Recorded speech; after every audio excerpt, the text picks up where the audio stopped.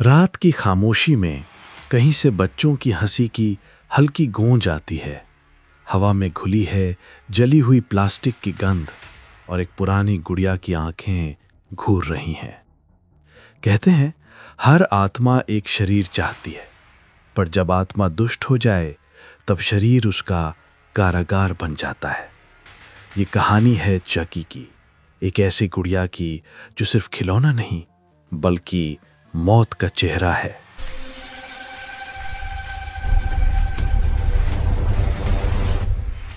Karen Charles ली रे के घर पहुंची। घर की दीवारों पर बहुत सारी चित्रकारी बनी हुई थी। चित्रों को देखकर समझ आ गया कि ये ली रे किसी तरह की जादू टोना कला जानता है। कुछ ही देर में माइक भी वहां आ गया। पिछली रात की घटनाओं से वो यकीन कर चुका था कि चकी जीवित है और ली रे का ही दूसरा नाम चकी था। जब माइक ने ली रे की फाइलें देखीं, उसे पता चला कि ली रे ने कभी एक अफ्रीकी व्यक्ति से कुछ जादू सीखा था, जिसे आज के समय में आत्म साधना या तंत्र विद्या कहा जा सकता है। दीवार पर उसी बूढ़े काले जादूगर की तस्वीर बनी थी। माइक ने सोचा कि अगर वही जादूगर मिल जाए तो शायद चकी को हराया जा सकता है। माइक और कैरन उस जादूगर से मिलने पहुंचे जो तभी कॉफी बना रहा था। अचानक खिड़की से चकी अंदर कूद आया। जादूगर डर गया और उसका कप नीचे गिरकर टूट गया। चकी ने उसे बताया कि वो एक गुड़िया में आत्मा के जरिए प्रवेश कर चुका है। अब उसे बहुत तकलीफ हो रही है क्योंकि पहले वो समझता था कि गुड़िया का शरीर हथियारों से अजेय होगा, लेकिन पिछली रात उसे चोटें लगी और दर्द महसूस हुआ। उसने पूछा कि इसका कोई समाधान है क्या? जादूगर ने कहा कि यह सामान्य है।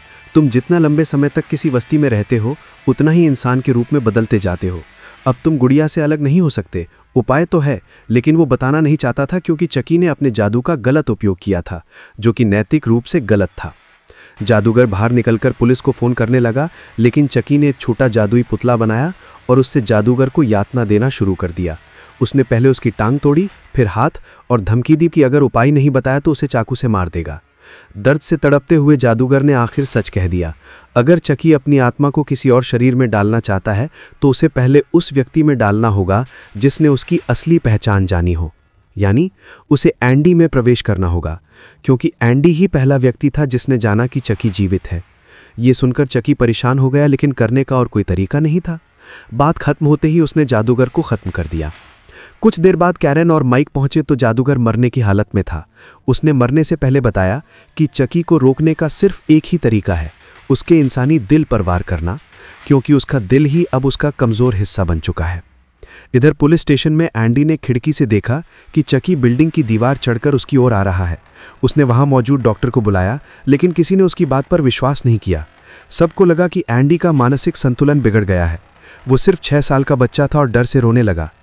चकी ने मौके का फायदा उठाकर दरवाजे की चाबी चुराई और ताला खोल दिया। चाकू निकालकर वो एंडी को मारने वाला था, लेकिन एंडी वहां नहीं था। वो बिस्तर के नीचे छिपा हुआ था। फिर धीरे धीरे भागकर ऑपरेशन रूम में जाकर छिप गया। उसने सोचा कि यही मौका है घर भागने का। चकी उसका पीछा करता रहा जैसे कोई ट्रैकर लगा हो। रास्ते में एक डॉक्टर ने एंडी को पकड़ लिया और शांत करने के लिए इंजेक्शन लगाने वाला था।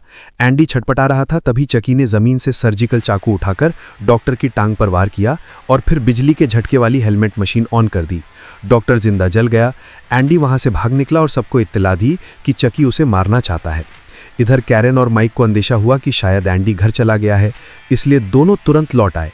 एंडी ने घर पहुंचकर दरवाज़ा कुर्सी से बंद कर लिया। थोड़ी देर बाद चकी वहां भी पहुंच गया।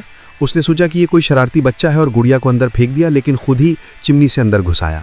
एंडी ने बेसबॉल बैट उठाया और वार करने की तैयारी की, लेकिन चकी पीछे से आया और उसे जोर का मारा, जिससे एंडी बेहोश होकर गिर गया। उसी वक्त कैरन और माइक भी ऊपर पहुंचे। चकी आत्मा स्थानांतरण का तांत्रिक अनुष्ठान शुरू कर चुका था। उसके मंत्रों से मौसम अचानक बिगड़ने लगा। जैसे ही विधि पूरी होने को थी, कैरन और माइक कमरे में पहुंचे। झड़प हुई। चकी ने माइक को घायल कर दिया। माइक ने अपनी गन कैरन को दे दी। एंडी को होश आ गया था। कैरन ने मौके पर गोली चलाई, लेकिन बंदूक जैम हो गई। कैरन ने चकी को फायरप्लेस में फंसा लिया और एंडी से कहा, माचिस जलाओ। चकी उसे भावनाओं में फंसाने की कोशिश करने लगा, लेकिन एंडी अब समझ चुका था कि वो दुष्ट है। उसने बिना झिझक आग लगा दी। कुछ देर बाद जब आग बुझी, चकी काला पड़ गया था और सबको लगा कि अब खतरा खत्म हो गया है, लेकिन फिर अचानक वो गायब हो गया। कैरन ने दरवाज़ा बंद किया, तभी चकी फिर पीछे वाले दरवाजे से अंदर आया और चीखने लगा, मुझे वो लड़का दे दो। कैरेन ने उस पर फिर गोली चलाई, सिर उड़ गया, शरीर टुकड़े टुकड़े हो गया। सबको लगा कि वो मर गया है, लेकिन जब एक पुलिसकर्मी ने उसका सिर उठाकर देखा, चकी फिर जिंदा हो गया और हमला करने लगा।